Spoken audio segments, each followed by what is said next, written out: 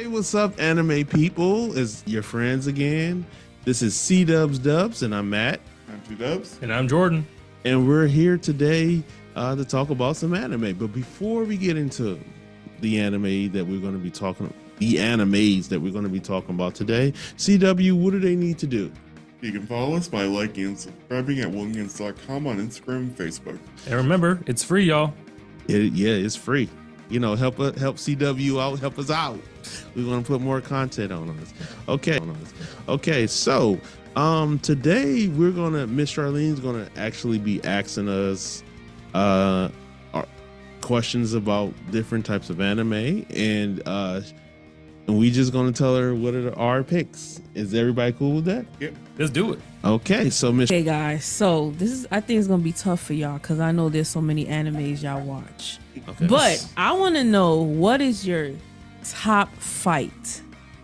Okay, who wants to go first? So, for me personally, it would have to. For those of you who have seen Dragon Ball Daima, I would have to give it to Goku versus Tamagami number 3. And I know that some awesome stuff happens later on in Daima. If you know, you know.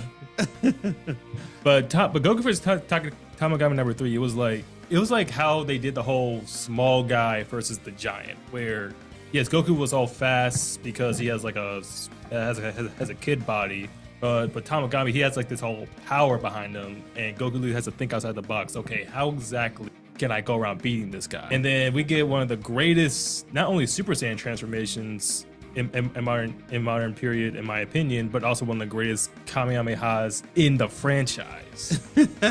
One of my top fights is definitely Luffy versus Rob Lucci in Ennis Lobby. Ooh, it is. I like that one. It's been like one of my favorite fights for One Piece for the longest time.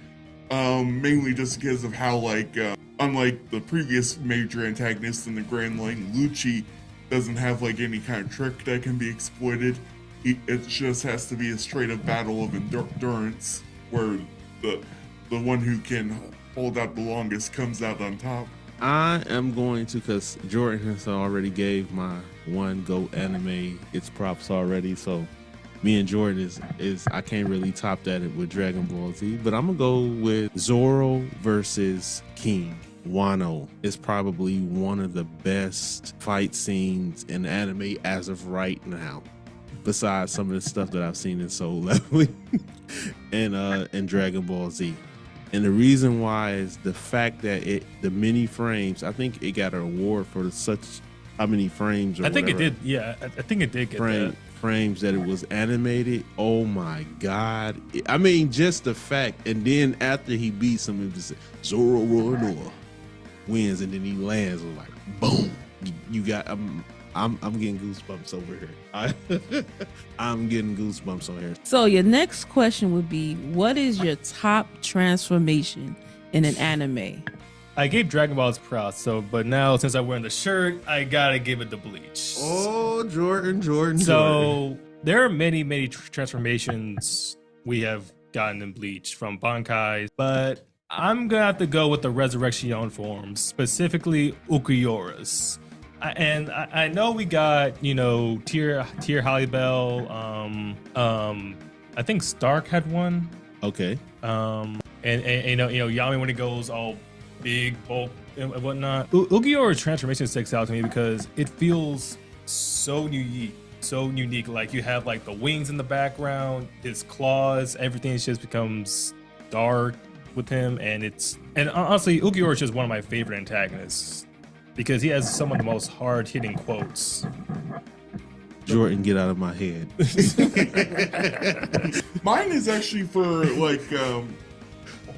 one that I particularly like to think of just because of what it says about the character. Mine is Overhaul's transformation in the rescue arc of season 4 of My Hero Academia. Okay. Mainly just because of what it says about Overhaul from a story and character standpoint at that point in the fight. Because for those that don't know, Overhaul suffers from microphobia. He does not like disease. He does not like germs. He does not like being touched.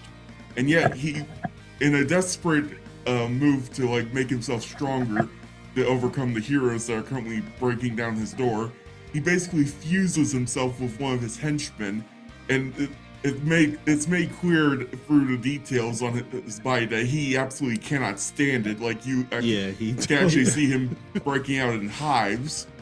And then later on in the fight, we get him like fusing with another one of his henchmen and basically taking on a giant kaiju form. CW and Jordan, y'all what's some good ones. Listen, I was gonna go Bleach, okay, but I'm gonna say resurrected Ichigo. Ooh. When he dies and when he comes back and he's fighting your man over there, he's fighting him. So honestly, he was one of my favorite. That was my favorite fight, besides him fighting Aizen. That was probably one of my favorite fights because he resurrected. He wasn't himself. And he basically gave the whole shriek from hell. Yeah, he was a savage. He was literally a savage. And it was like, please, Ichigo, you can't do this. And he looked and he was like, oh, he really is. And then he just took the beam and was like. And then literally Ichigo is literally saying over and over again, I have to protect her. I have to protect her. And the thing is that in comparison to the anime, the manga goes into way greater detail because Uryu's arm just gets... Yeah, they don't show that in the anime. He gets his arm cut off of Ichigo. We need this. We need a Bleach remake because there is so much that was cut or censored. Or at least uncut. So the next one I want to ask you is, what is your top hype moment? See, that's hard for me. Yeah. No, Joy, you can go first. You or CW, you can go first on that one. As someone who was in his One Piece journey, I finished up Endless Lobby, and the one thing that got me so gently hyped up was when the Going Merry showed up to save the day. Because, think about it, Luffy just barely beat Lucci. I mean, like, man's whole body is just broken. I mean, everyone is just exhausted from fighting CP9, and then you got Usopp as Sniper Kings telling Luffy, "Yo, come on, bro, get up." That was beautiful. Mary saves the day, even though she's broken. Yeah, and it gets such a tearful send off because we found out that after the guy with the glasses, the blue haired, Frankie. Yeah, Frankie. Okay, Frankie sent Going Merry off to the Great Beyond or something. He said, "Oh yeah, bro, your ship is trash."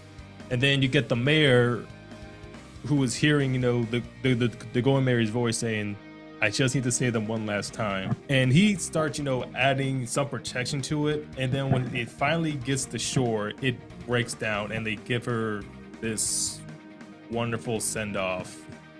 I think when you see her getting repaired in Skypiea, it kind of gives you like she's like, I'm gonna help you guys too, and it's like, and then finally you see them like Mary, and it's an old friend. So don't make me cry up in here right now. I was shedding tears, bro. I'm not gonna lie. My moment would definitely have to be like just Gear 5 in Wano, like basically like the entire second half of the Kaido fight is basically like some of my favorite moments from One Piece, especially getting to see it fully animated. Right. Joy Boy, the drums of liberation. Okay, I'm getting into character. My hype moment is, imagine I'm probably in middle school.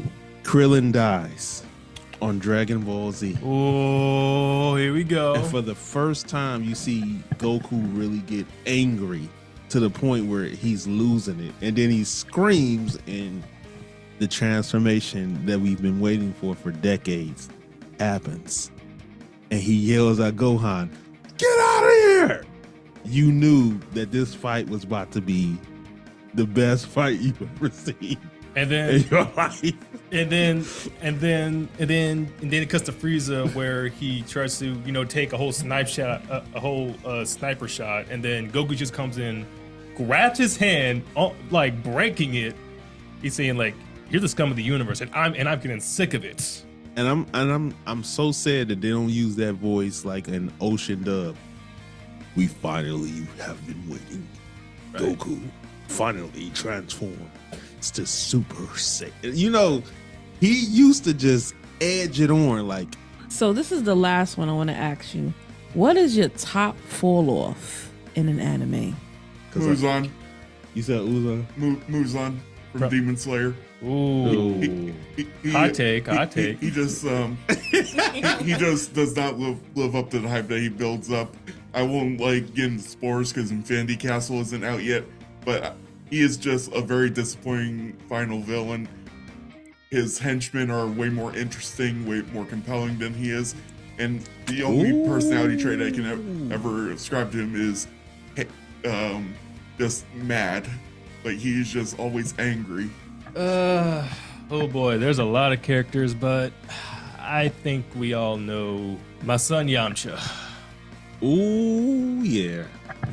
Like, think about it. OG Dragon Ball. You had, I mean, basically like the first, I mean, it's dubbed the Pilaf Saga in the first half. Like the first arc was dubbed the Pilaf Saga, but the first couple of episodes was dubbed as the Yamcha Saga. Like he comes in, you know, has this bandit saying, "Hey, yo, give me all your Dino Caps," and then him and Goku square off. Come on, this was back when, you know, we didn't know about the whole Super Saiyan God transformations and whatnot. Yamcha was practically the first person to have ever actually put the pause on Goku. Even though he was hungry, he was still putting the pause on him. And then later, you know, he kind of becomes with the group. You know, he participates in the world tournament. You know, he gets pretty far, but he was up against Jackie Chan, and then Roshi says, "Oh yeah, you're a natural fighter." And then we cut to the 20 seconds, and it was all down here from there. Got his whole leg broken. I mean, don't get me wrong, the fight he was putting up with Tien was great. Like the choreography was good, but it was just the way it ended. It felt like, oh yeah, this is. And then he loses to Kami in the 23rd. Then we all know what happened in the Saiyan Saga. Then the Android Saga. Then the Buu Saga. You know, Vegeta just slid up in them DMs and stole your woman, man. They even like had to like give him his dues in like a bridge with like their original shorts, just make him like a big baseball star to help him succeed at something. To give Yamcha what if scenario in the recent Dragon Ball game. Yo, it's true. I'm just saying, you bad as Hercule now.